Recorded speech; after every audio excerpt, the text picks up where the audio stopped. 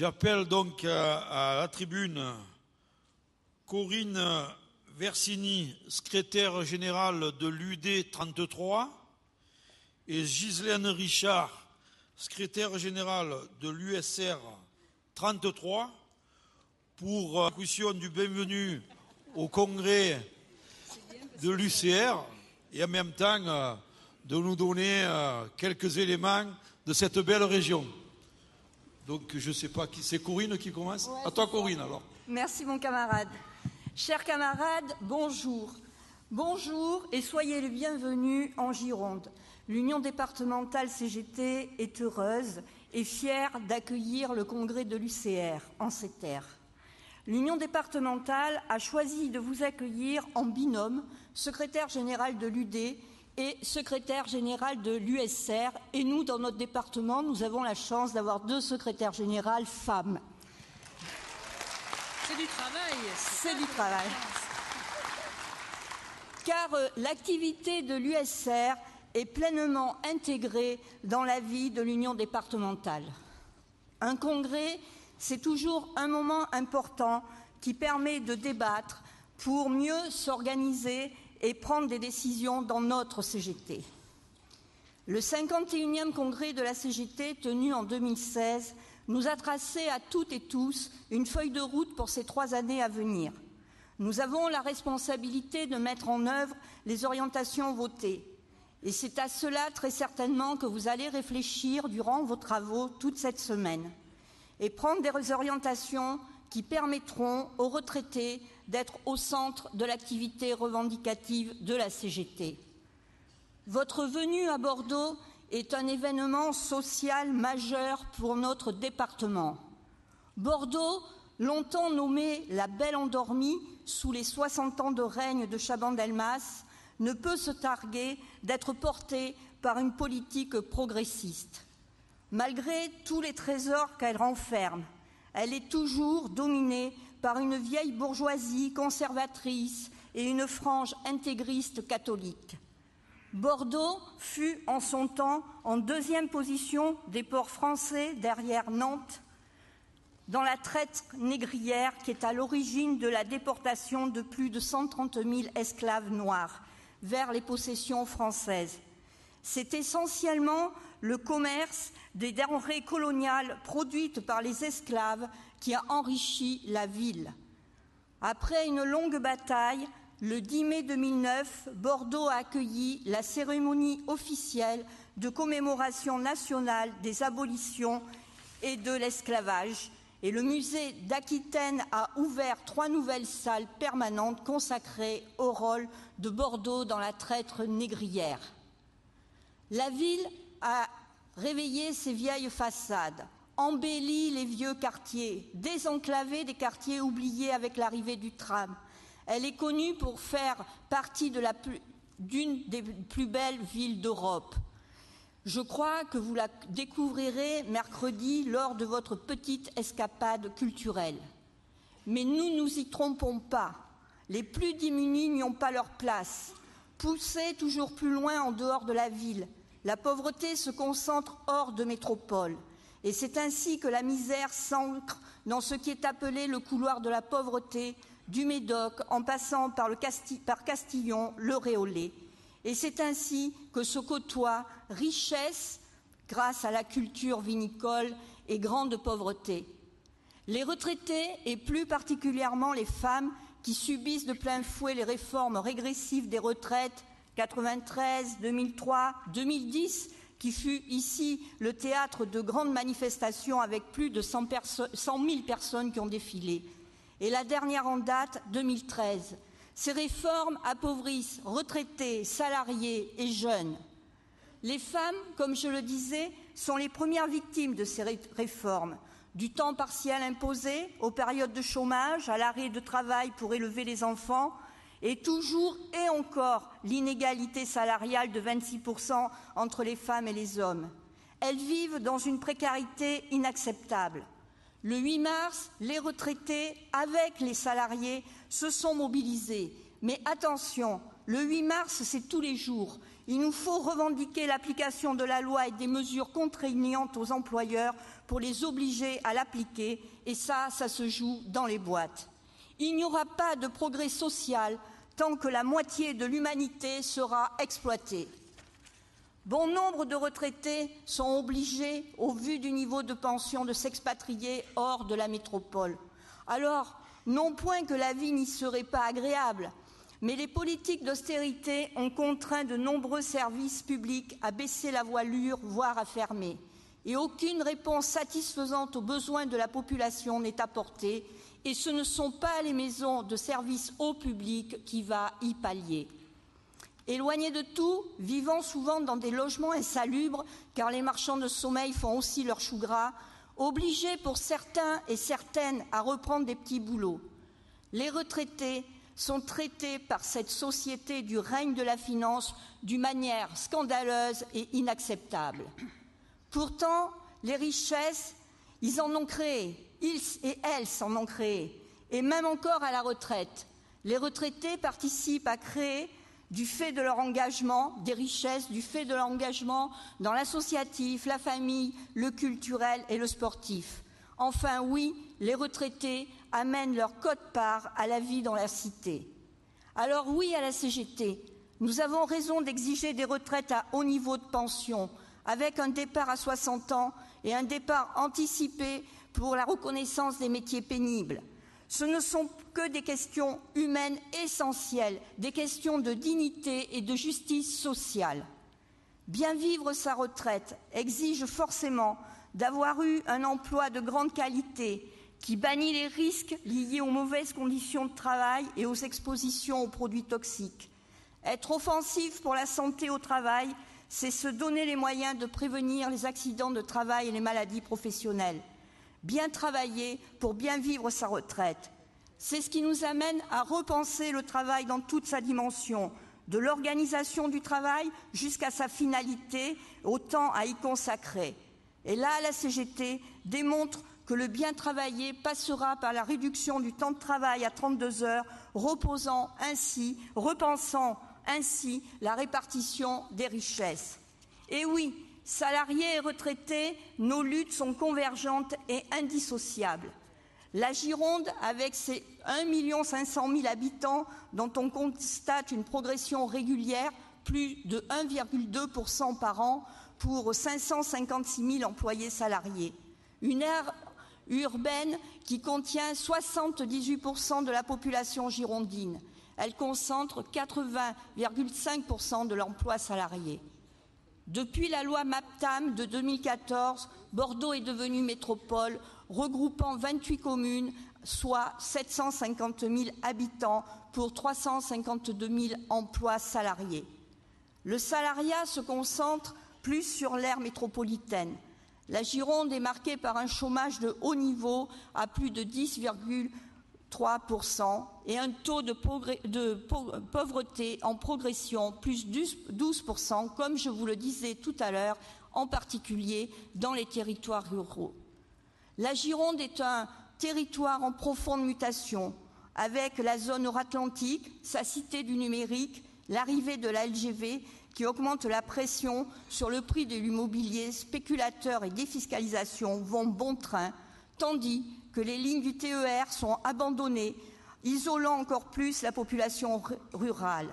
Réforme de santé avec les GHT concentre l'offre de soins sur Bordeaux avec son CHU, premier employeur de la Gironde Aquitaine, entouré de la région Aquitaine, entouré du privé lucratif, sous le joug de grands financiers, appauvrissent les hôpitaux périphériques. La fusion des régions qui nous a unis, bon gré mal gré, à la Charente-Maritime et au Limousin, fait peser de lourds enjeux économiques et sociaux. La Gironde n'a pas échappé à la politique de désindustrialisation initiée sous Giscard d'Estaing. Si nous étions un département, et plus particulièrement Bordeaux, riche d'industrie, le textile, le tabac, l'agroalimentaire avec particulièrement Béguincé, la chimie, le port, l'aéronautique avec Dassault, l'énergie, les cheminots, l'automobile, etc. et j'en passe. De nombreuses entreprises ont disparu, sacrifiés sur l'autel du capitalisme financier, transformant ainsi la photographie de l'emploi. L'emploi salarié dans le commerce, le transport et les services pèse 46,3% contre 9,5% dans l'industrie. Et nous avons un président de région qui fait l'apologie des fonds de pension, qui distribue des aides publiques à ne plus en finir, sans que pour cela, ces entreprises dépendant de grands groupes soient soumises à un résultat en termes d'emploi et de politique sociale. Mais la Gironde, c'est aussi 17 000 syndiqués à la CGT, des syndiqués et des salariés combatifs qui sont de toutes les luttes, qui ne restent pas l'arme au pied, mobilisés dans toutes les batailles, comme la dernière contre la loi travail et pour un code du travail du XXIe siècle. Depuis, les mobilisations bourgeonnent et fleurissent, et ce n'est pas parce que c'est le printemps.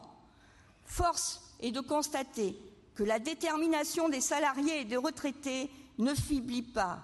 Entre la lutte des Ford, qui exige, et ce depuis des années, le maintien et le développement de leur outil de travail, les énergéticiens avec les mardis de la colère qui affichent des taux de grévistes très importants, les services à la personne avec l'association Adomi, le CHU de Bordeaux où actuellement les brancardiers sont en grève. Et c'est sans compter sur cette jeunesse qui décide de ne pas subir les nouvelles formes de travail que met en place le capitalisme. Je veux parler de l'ubérisation. Ils sont venus voir la CGT pour que la CGT les aide à s'organiser et nous venons de créer le premier syndicat des coursiers à vélo, ce qui fait le buzz dans toute la presse. Et mercredi soir, ils organisent leur premier rassemblement revendicatif avec une manifestation.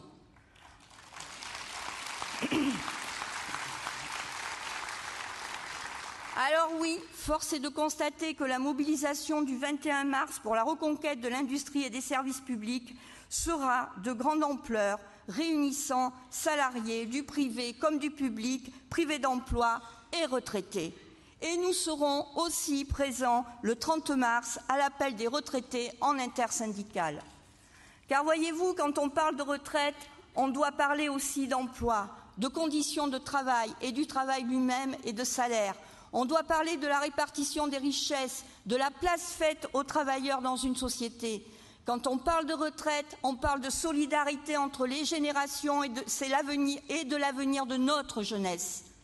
Et dans un contexte de crise politique majeure dans notre pays, au moment de la campagne présidentielle, où plane au-dessus de nos têtes le spectre bien sombre des idées d'extrême droite et du Front national, dont le terreau est la misère et l'injustice sociale, il est plus que jamais nécessaire que le monde du travail, dont vous faites partie, fasse irruption sur la scène sociale pour imposer un meilleur monde et la transformation sociale. Alors oui, faire grandir le rapport de force est une condition pour inverser les choix politiques. Aussi, la CGT doit s'organiser pour qu'actifs et retraités se rassemblent, se syndiquent et s'organisent.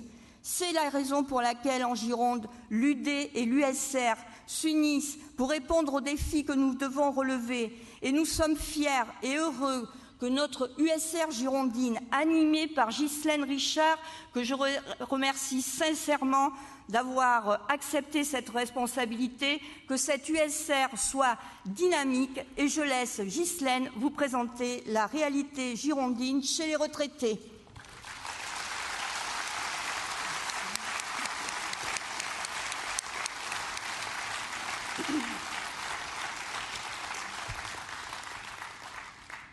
Je vais mettre les lunettes. Je vais être plus courte parce qu'on a déjà dit beaucoup de choses, Corinne a déjà dit beaucoup de choses, et je vais simplement essayer d'appuyer sur 2 ou 3 idées. Non, les retraités ne sont pas des nantis. Médias et politiques voudraient bien mettre dans la tête des gens que les retraités d'aujourd'hui sont favorisés. La situation des retraités est meilleure. Ils oublient d'en remercier la sécurité sociale, quand même. Peut-être est-ce en partie vrai par rapport à des retraités des années 45 à 70, Et peut-être est-ce en partie vrai après les réformes dont Corinne a parlé et qui se sont succédées et qui réduisent les retraites. Et en plus, ces retraités, ils sont propriétaires. Alors ils sont riches, il faudrait les taxer. Voilà. Et gouvernement et patronat ne s'en privent pas depuis quelques années, vous l'avez constaté. Pourtant, presque 16 millions de retraités, ça signifie une multitude de situations. Sur les 1 600 000 retraités en Nouvelle-Aquitaine, la moitié, 800 000, ont un revenu inférieur à 1 000 €. Les retraités aujourd'hui ont des revenus, une santé, des styles de vie dans le prolongement de leur vie active. C'est-à-dire que les inégalités vécues dans la vie active se retrouvent dans le montant de leur retraite et dans leur façon de vivre. Le questionnaire que vient de lancer l'intersyndicale des 9 pour le 30 mars, et que vous êtes tous en train de faire compléter, je suppose, va montrer au niveau de la réalité cette situation très différente d'un retraité à l'autre. 1 322 € bruts, toute pension ajoutée, 1 007 pour les femmes et 1 660 € pour les hommes. Non seulement ces moyennes n'illustrent pas la réalité, mais elles montrent quand même que nous ne sommes pas si favorisés que ça, et particulièrement les femmes. Les retraités subissent recul de pension par rapport au salaire, cascade de mauvaises mesures fiscales, cotisations de complémentaires en hausse de plus en plus lourdes, déremboursement des médicaments, franchise, dépassement d'honoraires de plus en plus nombreux, etc., etc. Et toutes ces mesures pèsent sur notre pouvoir d'achat. Aujourd'hui, 10% des retraités survivent sous le seuil de pauvreté. Il y a donc des raisons de revendiquer. Et non, il n'y a pas non plus de guerre entre les générations. Comme je le montrais précédemment, les retraités peuvent avoir des revenus à tous les barreaux de l'échelle, et les actifs aussi, et les jeunes sont tout aussi concernés. La dernière enquête de l'INSEE sur le revenu salarial en France montre que la moyenne des salaires se situe à 1 722 € pour l'ensemble des salaires, totalité, et 614 pour les jeunes de moins de 25 ans. Vous le savez d'ailleurs, parce que la plupart d'entre vous ont des enfants, des petits-enfants, qui les aident. Elle montre aussi que les inégalités de salaire entre les femmes et les hommes n'ont pas été réduites. Comme le disait Corinne, c'est toujours 26% dans les salaires et encore plus dans les retraites. Les inégalités explosent, mais l'opposition des générations que les mêmes médias et politiques montent en épingle n'existe pas. Les chercheurs le démontrent, notre société est solidaire envers les enfants, les jeunes, les malades, et les retraités actifs le sont très actifs dans tous ces domaines. La situation que le capitalisme fait aux jeunes dans ce pays et dans les autres est scandaleuse, et les retraités n'y sont pour rien. Et nous avons bien raison et d'avoir conscience que nous servons de bouc émissaire. Et nous savons aussi, au contraire, que ce sont les systèmes solidaires qu'il faut développer. Notre sécurité sociale, bien mise à mal, qu'il faut reconquérir pour qu'elle rembourse tous les soins à 100% et permette la relance d'un système de santé à la hauteur des besoins. Un nouveau statut du travail salarié et une sécurité sociale professionnelle à mettre en œuvre. C'est aussi ce système solidaire qui garantira notre dignité lors de la perte d'autonomie, sans avoir à culpabiliser et taxer nos enfants et petits-enfants. Les revendications de la CGT pour la réduction du temps de travail, depuis les 32 heures jusqu'à l'âge du départ à la retraite, c'est la même pour les actifs, pour les retraités, pour les jeunes et tous ceux qui sont privés d'emploi.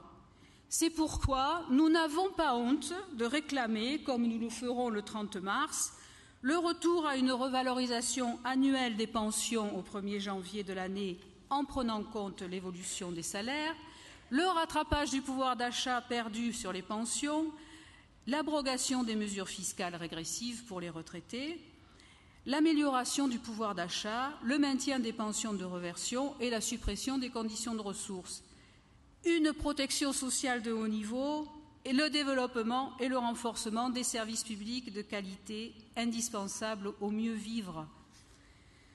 C'est pourquoi également, retraité aujourd'hui, pour moi, militer n'est pas moins nécessaire ni valorisant que cela ne l'était quand j'étais dans l'entreprise. C'est continuer de porter les valeurs de la CGT là où je vis, avec une population dont les besoins sont immenses. Ce que dit notre document d'orientation et qui m'a beaucoup plu. Car les retraités ont besoin de se faire entendre pour défendre leur pouvoir d'achat, préserver leur autonomie et leur dignité. Si, au fond, le capitalisme n'a jamais accepté que, encore en forme, nous ayons les moyens de vivre et de satisfaire nos envies, cette retraite, on l'a gagnée et on veut bien la vivre. Pour la vivre, bien la vivre, c'est aussi rester syndiqué, continuer à s'organiser et organiser d'autres retraités pour agir. Or, nous sommes bien loin du compte. Si nous comptons en Gironde plus de 3000 syndiqués retraités sur le département, nous avons une marge de progression énorme, puisqu'il y a dans ce département plus de 350 000 retraités. Je ne vais pas faire le débat du Congrès, mais nous voyons bien que c'est là que nous devons travailler en diversifiant, et on s'y emploie avec mes camarades, en diversifiant nos modes d'organisation collectifs dans les UL, syndicats multiples de retraités et bien sûr les syndicats ou sections syndicales d'entreprise. C'est là, enfin, c'est ma conviction, c'est là où les retraités sont qu'il faut les contacter et agir avec eux. J'oserais dire qu'il est possible de rester syndiqué avec ses ex-collègues de sa boîte et de militer dans sa localité de résidence.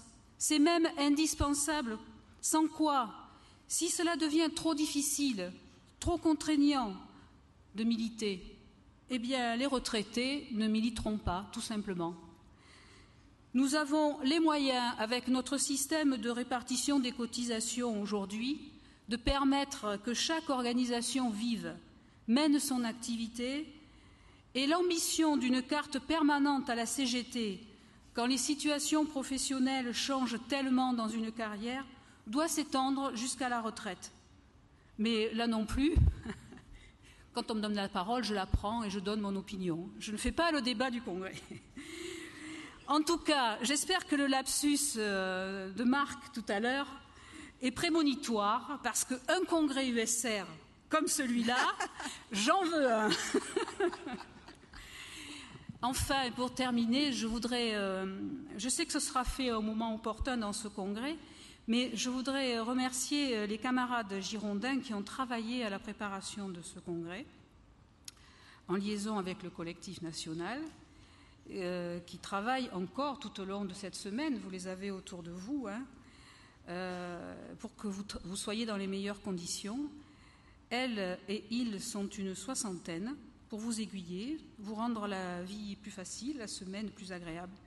Je ne les cite pas tous parce que je risquerais d'en oublier, mais je remercie particulièrement André Garuz, Jean-Pierre Violot, Michel Soubiran et Marie-Françoise Bernadet. Vous pouvez imaginer quel boulot monstrueux cela a représenté et je les en remercie. Grâce à eux, je souhaite que les conditions dans lesquelles se déroule ce congrès soient parfaites et que tous ensemble, nous produisions des résultats à la hauteur des responsabilités que nous avons collectivement. Et vive le 11e congrès de l'USCR et vive la CGT.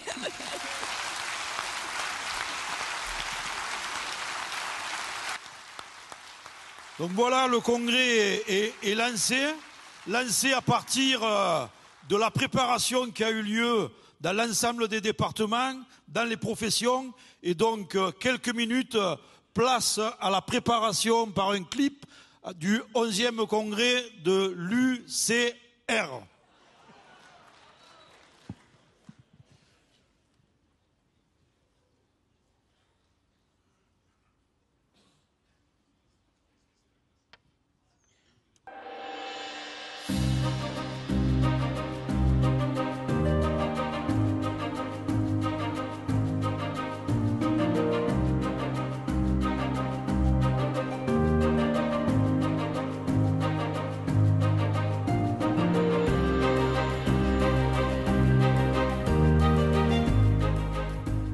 On a commencé une série de débats en région.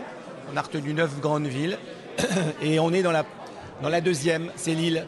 Aujourd'hui, c'était le rôle d'animateur d'une assez grosse réunion, plus de 140 participants, dans le cadre de la préparation du congrès de l'UCR sur la place des retraités dans la société, mais aussi la place des retraités dans la CGT.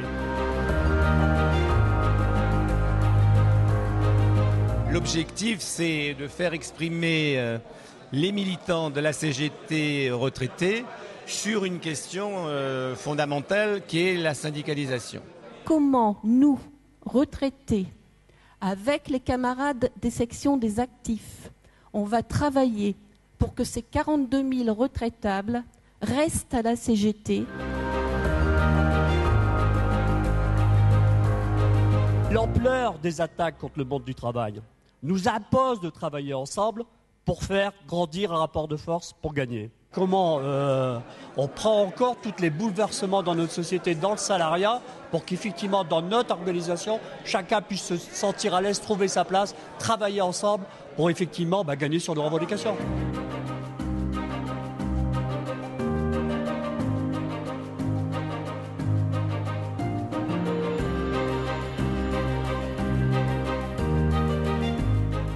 Cette journée est une journée qui nous met en condition pour notre prochain congrès. Il y a eu, je crois, plus de 40 interventions sur 90 présents à peu près.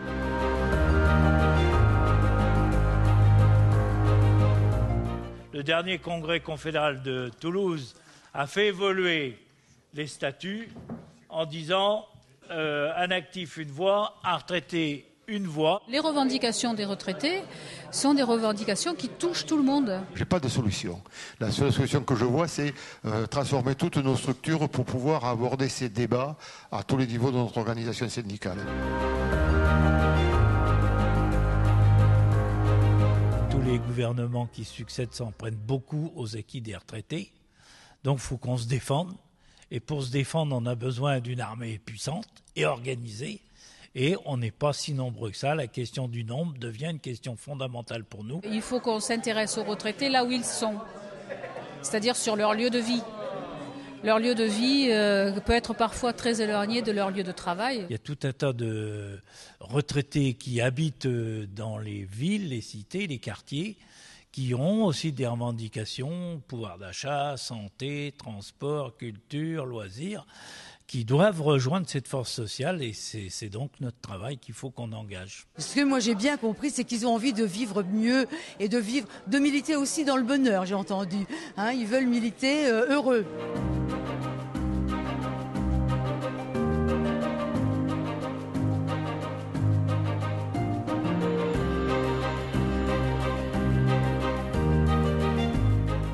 Ce débat, mais c'est peut-être le début de quelque chose.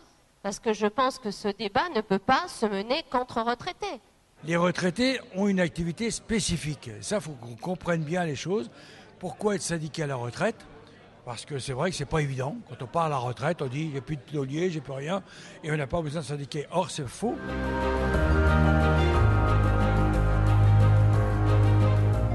Mais il y a une pudeur qui existe chez les retraités, des petites pensions qui ne vous le diront pas, des gens qui souffrent, des gens qui cherchent un autre emploi pour pouvoir améliorer, mettre un peu du beurre dans les épinards. Voilà, donc c'est ça, c'est aller les voir et discuter avec eux sur nos propositions, mais sur les leurs aussi, parce qu'ils en ont certainement. J'espère justement en parler aux autres pour qu'ils viennent aussi renforcer les groupes et nous aider dans nos démarches.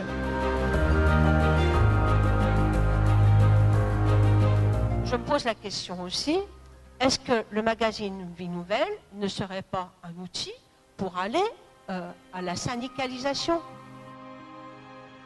On a besoin de travailler ensemble parce qu'on a à défendre nos revendications qui sont parfois communes, mais qui sont aussi spécifiques. Mais l'objectif, c'est d'aller discuter vraiment, de débattre, de convaincre les retraités qu'ils ont des moyens de travailler, de revendiquer pour la satisfaction de revendications et d'être syndiqués.